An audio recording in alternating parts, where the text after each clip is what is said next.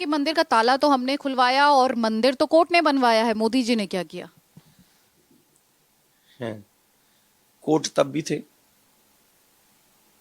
12 साल तक, जहां तक मेरी वो है नॉलेज, जिस समय 1949 में भगवान श्री राम की मूर्ति प्रकट हुई, 12 साल तक जब ये केस चला ना, तो मुस्लिम पक्ष हाजिर नहीं हुआ था। और 12 साल तक जब कोई व्यक्ति ना आए तो अपने आप एक तरफा निर्णय हो जाना चाहिए था। तो 12 साल तक जब विपक्ष नहीं आया तो भी राम जन्मभूमि का न्याय क्यों नहीं हुआ? किस लिए नहीं हुआ? कौन था जो उसे हिंदुओं के उस आस्था के प्रतीक को रोक रहा था? तब ना तो संघ था, ना तब बीजेपी। संघ रहे होंगे कुछ, लेकिन बीजेपी तो नहीं थी तब। और जब बीजेपी नहीं थी तब तो सिर्फ आप ही आप थे, मतलब विपक्षी था जो आज विपक्ष में है, तब पक्ष में था। तब राम मंदिर क्यों नहीं बना? बीजेपी के लिए कहा जाता है कि उसने राम का राजनीतिक फायदा उठाया और 2 सीट से लेके 300 पार पहुंच गई। अब 400 पार की तैयारी है, ये ऑपोजिशन कहती है, और ये आपने भी सुना होगा कहते हुए। आप इस पर आप क्या कहेंगे कि राजनीतिक ये नजर नजर का फेर है? मैं एक बात कहना चाहूंगा, बीजेपी ने चाहे जो भी कहा, 2 से 300 कुछ तक पहुंच गई, लेकिन सच तो यह है कि आज उन्हीं की सरकार में मंदिर बन रहा है। ये सच है। राम तो हिंदुओं के प्राण है, इसमें तो कोई संशय नहीं, इसमें तो आप छिपा नहीं सकते। और अगर हिंदुओं के प्राण का निर्माण, मंदिर का निर्माण कोई सरकार करेगी, कोई भी करे, मुझे याद आ रहा है उत्तर प्रदेश के पूर्व मुख्यमंत्री कल्याण सिंह, उन्होंने कहा था कि भगवान श्री राम के मंदिर निर्माण के लिए या राम जन्मभूमि के लिए मुझे कई सरकार न्यौछावर करनी पड़े तो मैं न्यौछावर कर दूंगा। ये किसका वक्तव्य? कल्याण सिंह जी का। ये जिगरा और किसी में क्यों नहीं होता है? प्रश्न ये है। ये उत्तर प्रदेश है जहां राम आए, जहां कृष्ण आए, जहां अधिकांश अवतार भगवान के इस उत्तर प्रदेश में हुए। उस उत्तर प्रदेश में भगवान की चर्चा नहीं होगी, ईश्वर की चर्चा नहीं होगी, तो किसकी होगी? हम किसकी कथा गा रहे हैं 28 साल से? क्यों गा रहे हैं फिर? जैसे आजकल के नेता, मैं नेता नहीं बन सकता। जितनी भगवान ने मुझे बुद्धि दी है, जितना मुझे विचार दिया है, जितना भगवान ने मुझे कृपा करी है, कथावाचक की लाइन में आ गया, उससे ज्यादा मैं नेता में कथाकार को तो दुनिया के हर एक क्षेत्र में जाना है। एक नेता बनना, विधायक, एमपी बनना तो एक क्षेत्र का, एक डिस्ट्रिक्ट का ही है ना। इतना उल्टा सीधा तो मैं वहां बोल लूंगा। और शायद आजकल के जितने बुटोल रहे हैं, इनकी बराबर तो कर ही सकता था मैं ये सब। पर मैंने तो धर्म का मामला चुना है ना। ये मेरे राम का मामला है, मेरे कृष्ण का विषय है।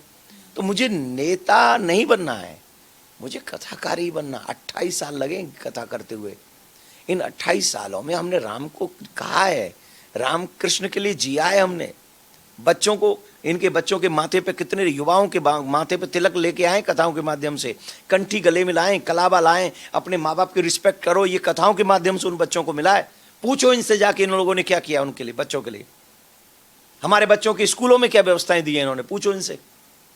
पूछिए इनसे जाके हमारे बच्चे कितना मैनर्स सीख रहे हैं स्कूलों में, इंग्लिश मीडियम स्कूलों में जा जाके हमारी बच्चियों को नचा रहे हैं।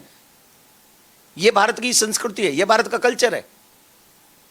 कर क्या रहे हैं ये लोग? ये कर रहे हैं हमारी बहन बेटियों को स्कूल के स्टेज पे नचा रहे हैं, छम्मा छम्मा पे नचा रहे हैं। नायक नहीं खलनायक है ये, उस पे नचा रहे हैं। यह भारत की संस्कृति। हमारी बेटियां सिर्फ नाचने के लिए पैदा हुई हैं, हमारे बच्चे सिर्फ नाचेंगे वहां मंच पे जाके, और तमाम गंदी नजरें उनको घूर घूर के देखेंगी जवान होती हुई हमारे बच्चों को। ये दर्द है मेरा। और राजनीति ने, भारत की राजनीति ने बुरा हाल किया हमारा।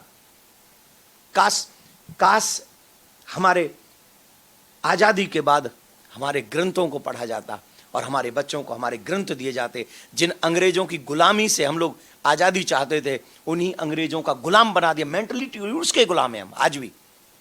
4 शब्द अंग्रेजी का कोई बोल दे, sir sir you are the great. कोई संस्कृत बोल बोल के मर जाओ, कोई बड़ी बड़ी अच्छी अच्छी बातें करो, साहित्यों की बात करो, वेदों की बात करो, पुराणों की बात करो, उपनिषदों की बात करो, वाल्मीकि रामायण की बात करो, अन्य तमाम कोई नहीं पूछेगा आपको। क्या कहें? पंडित जी है, चार अंग्रेजी के शब्द समुद्र पे नंगा घुमाओ, हाँ he is intelligent. What is this? This is not our culture. ये हमारा संस्कार नहीं है। हमें हमारे संस्कारों को बच्चों तक पहुंचाना चाहिए, और वो कथाओं के माध्यम से हमने किया है। राम मांसाहारी हैं, ये राजनेता कहते हैं। राम रामचरितमानस को लेकर विवादित टिप्पणियां की जाती हैं। राम को लेकर कई तरह के सवाल पूछे जाते हैं। आपने आदर्श पति होने की बात की, वामपंथी उस पर भी सवाल उठा देते हैं अक्सर कि माता सीता का त्याग कर दिया था प्रभु श्री राम ने। तो जो राम से सवाल पूछना चाहते हैं, राम पर सवाल खड़े करना चाहते हैं, वो तो कर ही रहे हैं लगातार। देखिए, मैं एक बात जानना चाहता हूँ, जो जानते हैं वो कितना जानते हैं भगवान श्री राम को? सीता माँ का त्याग किया, ये जानते हैं वो?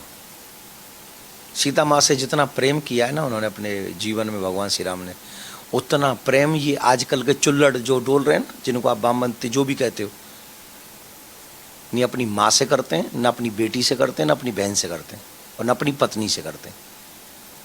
सीता माँ वन में रह के पृथ्वी पर सो रही हैं, राम जी महल में रह के पृथ्वी पे सो रहे थे। वो गद्दे हैं सामने, डल्लभ के गद्दे, उन्हें छोड़ के चटाई बिछा के राम जी पृथ्वी पे सो रहे हैं। यह है प्रेम। पर राम जी ने सीता जी को भेजा क्यों? लव कुश को अपने से बेस्ट बनाने के लिए। सीता माँ चाहती थी कि मैं, सीता माँ ने कहा था इस घटना से पहले कि मैं चाहती हूँ कि मैं रानी बनकर नहीं अपने बच्चों को जन्म दूँ, वन में रह के ऋषि मुनियों के सानिध्य में, उनके आशीर्वाद से मैं अपने इन बच्चों को जन्म दूँ, जिससे ये बच्चे भारत का भविष्य बन सके, ये राम के पुत्र हैं, राम के पुत्र बन सके। राम की लीलाओं को हर कोई नहीं जानता। आखिरी सवाल है, वो है मोदी जी और योगी जी, उनके बारे में आप क्या कहेंगे? क्योंकि मैं लगातार अयोध्या में जब लोगों से मिल रही हूँ तो उनकी तारीफ करने वाले भी बहुत हैं, और कुछ ये भी कह रहे हैं कि जो रास्ता कोर्ट ने खोला उसका श्रेय मनुष्य को क्यों देना है, किसी नेता को क्यों देना है? नहीं, कोर्ट ने, देखो सबसे पहला निर्णय तो श्रेय कोर्ट को ही जाएगा, इसमें संशय नहीं, क्योंकि उन्होंने ही ऑर्डर दिया। संवैधानिक बात तो यही है। पर अगर योगी जी उत्तर प्रदेश में नहीं होते तो इतनी तैयारी आप देख पाते? कर लेता कोई मुख्यमंत्री? कल्पना करो, मतलब सत्य, जो हम सब जिन नेताओं को जानते हैं जो होते इस प्रदेश में मुख्यमंत्री, ऐसी व्यवस्था करते, फिर वो इतनी जल्दी करते? आपका विचार क्या है? अरे हूं नहीं, आप जवाब दो, कर पाते? वो मैं आप पर छोड़, हाँ चलो मुझ पे ही छोड़ दो। दूसरा, प्रदेश के मुख्यमंत्री योगी जी नहीं होते तो मेरा ऐसा मानना है इतनी जल्दी तैयारी नहीं होती। और मैं कसम से कह रहा हूं, मोदी जी से मेरी जीवन की एक मुलाकात है बस, और वो भी सिर्फ हाय हेलो वाली मुलाकात है, पर्सनल मिलाव नहीं से था, ऐसा नहीं है। मिला, बैठा, उन्होंने जो रिस्पेक्ट दी ना मुझे, बोल नहीं सकता मैं।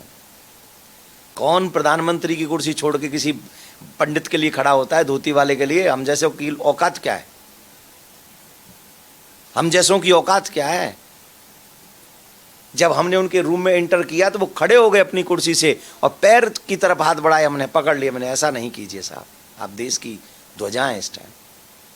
तो हम भूल जाएं मोदी जी को, उनके इस व्यवहार को हम भूल जाएं, जो हमारे व्यवहार को, हमारे कल्चर को जीता है बंदा। माथे पे त्रिपुंड, गले में रुद्राक्ष, गंगा स्नान, भूमि पूजन, ये सब चीजें हम कह रहे हैं कि अगर मोदी जी नहीं होते ना तो वाकई ये राम मंदिर का निर्माण ऐसे नहीं हो सकता था। बहुत बहुत धन्यवाद। और आपने इतना स्पष्टता के साथ और इतना गहराई में जाकर आज बातों को कहा है, सांस्कृतिक चेतना और जो आपने समाज में, भारतीय समाज में एक बदलाव की बात की है, और राम को आदर्श पुरुष के तौर पर, चाहे वो भारत का शिक्षा सिस्टम हो, चाहे वो भारत में पारिवारिक संस्कार हो, कैसे प्रभु श्री राम जो हैं वो अच्छे आदर्श पुत्र भी हैं, आदर्श पिता भी हैं और आदर्श राजा भी हैं, ये आपने बहुत डिटेल में जाकर बताया है। तो बहुत बहुत धन्यवाद देवकीनंदन ठाकुर जी कि इतना वक्त आपने दिया और इतनी स्पष्टता के साथ बात रखी।